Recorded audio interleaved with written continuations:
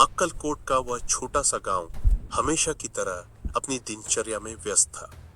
सूरज उगता, खेतों में लोग काम पर निकलते और दोपहर तक हर कोई थकान से बेहाल होता। गांव के बाहर एक पुराने नीम के पेड़ के नीचे एक साधु बैठे रहते थे, वही श्री स्वामी समर्थ। उनका चेहरा तेजस्वी था, लेकिन उनकी बातें कभी कभी गांव वालों की समझ से बच होती। वे कभी किसी को डांटते, कभी किसी पर हंसते और कभी बिल्कुल शांत हो जाते। लोग उन्हें पागल बाबा कहते थे, क्योंकि वे अजीब व्यवहार करते थे। कभी मिट्टी उठाकर अपने सिर पर डाल लेते, कभी किसी राहगीर को बिना वजह डांट देते और फिर उसी को आशीर्वाद दे देते। लेकिन जो भी उनके पास श्रद्धा से जाता, उसका कुछ न कुछ भला जरूर होता। एक दिन गांव में एक अमीर साहूकार आया। उसने सुना था कि अक्कलकोट के स्वामी समर्थ बड़े चमत्कारी हैं, पर उसका विश्वास नहीं था। उसने मन ही मन ठान लिया, देखता हूं ये बाबा कितने ज्ञानी हैं, मैं इनकी परीक्षा लूंगा। वह सीधा नीम के पेड़ के पास पहुंचा। स्वामी समर्थ चुपचाप मिट्टी से खेल रहे थे। साहूकार ने कहा, बाबा, अगर आप सच में परमात्मा के स्वरूप हैं, तो बताइए मेरे घर में इस समय क्या चल रहा है।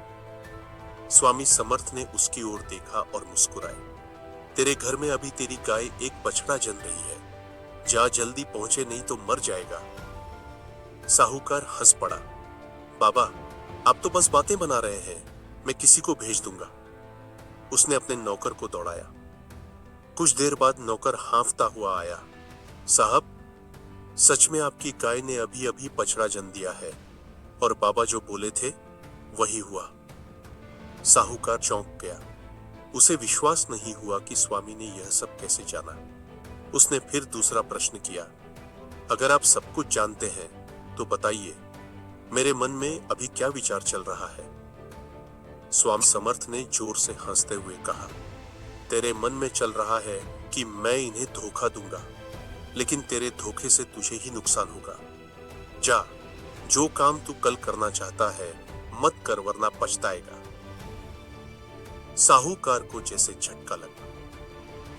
दरअसल वह अगले दिन एक गरीब किसान की जमीन जब्त करने वाला था, क्योंकि वह ब्याज नहीं चुका पाया था।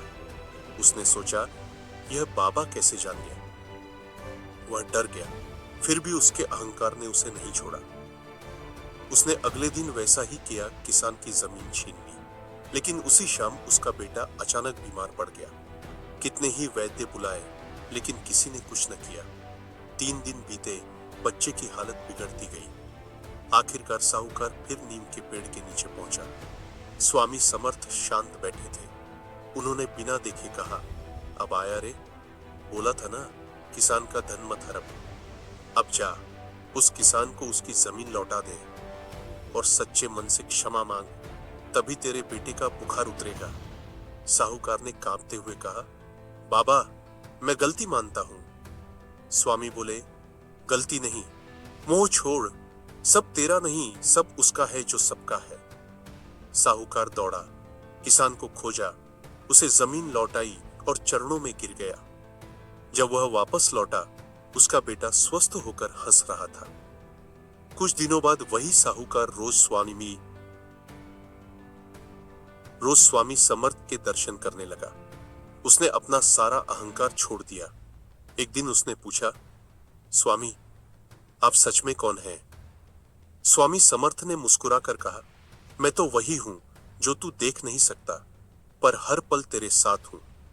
फिर उन्होंने आंखें बंद की और शांत होकर बोले, आत्मा की परीक्षा कभी दूसरों से मत लेना, पहले खुद से लेना सीख। इतना कहकर वे ध्यान में लीन हो गए।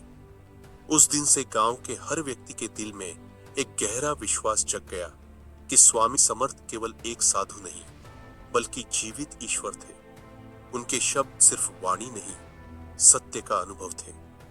यह घटना केवल एक चमत्कार की कहानी नहीं है, बल्कि यह सिखाती है कि अहंकार सबसे बड़ा अंधकार है। जो व्यक्ति श्रद्धा से झुकता है, वही सच्चे ज्ञान को पा सकता है। श्री स्वामी समर्थ हमेशा कहते थे, भक्ति में शक्ति है और विनम्रता में परमात्मा का वास है।